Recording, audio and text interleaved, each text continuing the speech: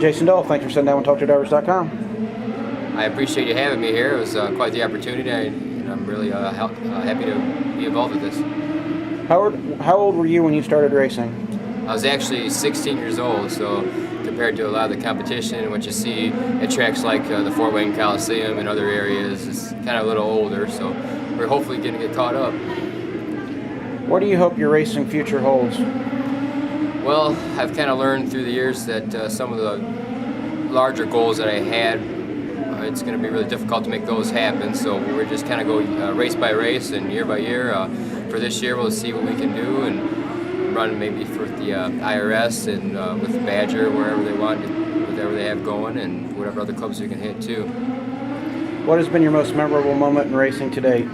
Well, that's going to be a hard question to answer. With the passion I have for the sport, it seems like weekly, if not a couple, maybe monthly, we have memorable moments, and from wrecks that I've had, you know, the bad part to the early wins when I was younger, and wins we've had with the midget, you know, from the stock car to the midget now at Sun Prairie. We've won races, even to come out of the corner leading the race at Sun Prairie is very memorable, and that's not to mention my own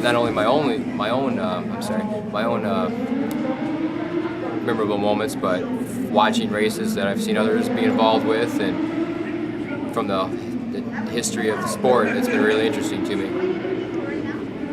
Of the old school drivers, who would you like to compete against? Name at least three. Well, of course, I guess I could say my hero in this deal is probably Kevin Olson, so I'd love to be able to compete with him on an actual competitive basis. I've ran in races with him, but I actually have not really gone for a win with Kevin or anything. He was leading a race one time, I was behind him, and for a while that was definitely a memorable moment. As far as other drivers from the way back history, you know, I can't imagine why I wouldn't want to race with AJ Foyt or Mario Andretti or something like that. I'd probably learn quite a bit from guys like those. What do you do for relaxation away from the track, non-racing related? Well, there's not too many moments that are non-racing related, from what we do with our own deal to going to a lot of other races and various other activities that are always involved with racing, with people involved. You hang out with them. It seems like it's almost 24/7, but the girlfriend and I will definitely go to a movie at least probably a couple times a month, maybe or once a month, depending on the season. And I do enjoy a couple cocktails here and there, probably more than I need to, or we don't do it all the time, but definitely have a few. And family activities, I do be involved with family events, and in addition to what I kind of mentioned with my friends and activities like that. So we definitely keep pretty busy. I don't sit around very much and seem to, again, racing related, but usually on the internet checking something out or working on my own car or working out to try to stay competitive. Besides Badger and IRS, do you run with the USAC and the Power I? We have raced with Power I quite a bit, especially the end of last year. It seemed like we hit a lot of their end of the season events, meaning 2007. And we ran DuQuoin this spring, or what do you ever call it? It was January, so winter. And unfortunately, we didn't get to make it to any other Power I shows this summer.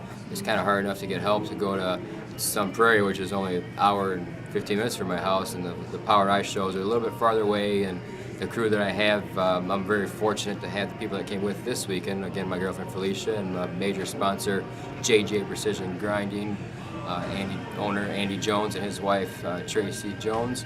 They came with this weekend, so we just kind of go where we got help. I don't think it'd be pretty tough with just myself and my girlfriend at a race, but who knows? We might end up doing that sometime. So. What are your racing goals?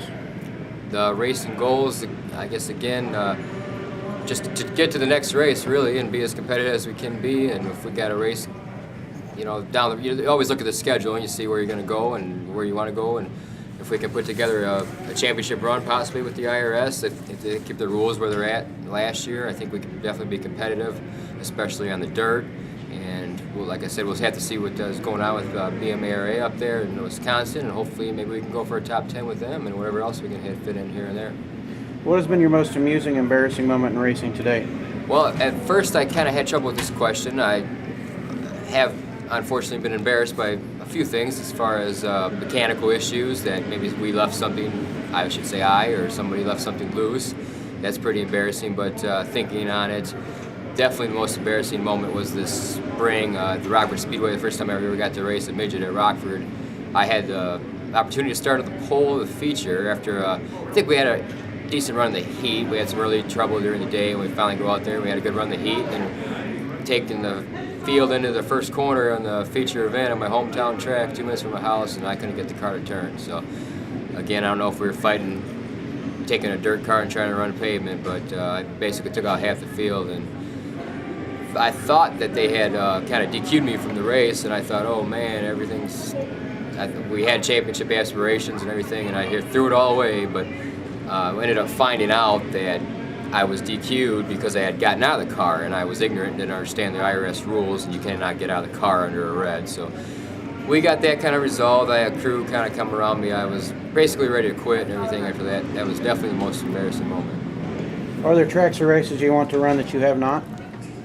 Well, obviously, yes. Nothing against your question, but Indy 500 or Indianapolis, that'd be a track I'd like to run. I wonder how I could do at Eldora. That's kind of a stand the gas place, and there's a lot of skill involved that I need to develop probably, but I definitely like to stand on the gas, that's for sure.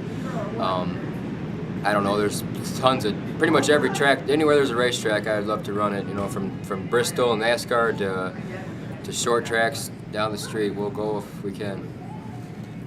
How did you get your start in racing? Well, as far as a younger kid, maybe my interest in the sport, I would have to give that credit to my dad. That was also through Kevin Olson. My dad and his brother hung out with Kevin when they were younger, went to various events and kind of toured the Midwest when they could and messing around like teenage kids do with a race car, you know, and back when the racing was different in the late 70s and whatever. But as far as getting onto the track, I'm going to go back on my work experience at the Rockford Speedway. There again, I'll mention the hometown track, but some guys had this shop in one of the warehouses. I was always out there and noticed that they had some cars sitting there, and there's in October of when I was only 15, I was asked them about this Enduro that was coming up and see if we could get a car ready for that, and they kind of hemmed and hawed, and since I wasn't 16, they didn't have a release or anything, they said, well, you better wait till next year. So when the next year came, they were definitely involved. A gentleman named Dave Banky and Ron Morris. Ron especially helps me to this day when he can once. He doesn't usually go to the track with us or anything, but if I call him with a problem or something, he's a mechanical help. And these guys, we did some horse trading. I had a kind of a real deal hobby stock. They call it Roadrunners at Rockford. And I ended up with that thing after trading an old truck I was going to restore, and I quickly decided that I wouldn't be able to put the time into restoring a truck, so I went racing instead. Well, we traded this Roadrunner, they called it, and I had this car, and they started a new division called the Jammin' Slammers, so that was all for me. The guy at Rockford Speedway ran it, Jack Deary. It was the timing he did with that for my career was couldn't be better. We got out in that, and thanks to Ronnie and Dave especially, and you know, obviously my dad did help with that too, and I have tons of friends that helped with that throughout the years, and here we are today. Do you have a favorite racetrack? Favorite racetrack, the atmosphere and what it means to me at Angel Park is hard to pass up. Same with Rockford Speedway. As far as the most fun I've ever maybe had in a racetrack, I really enjoyed Macon. I really enjoy the bull ring tracks, especially I grew up with Rockford and Angel Park, but the bull rings are really fun, like DeCoin, like I mentioned earlier. So it's I guess kind of wherever we're at, I'm doing good at the time. That's my favorite racetrack then. Jason Dole, thanks for sitting down and TalkToDrivers.com. I appreciate your interest here, and I wanted to thank all the help we have here at Fort Wayne this weekend. We couldn't do it without everybody that's come by, and again, we had trouble bringing a dirt car to a pavement track, so appreciate everybody's assistance. Thank you very much.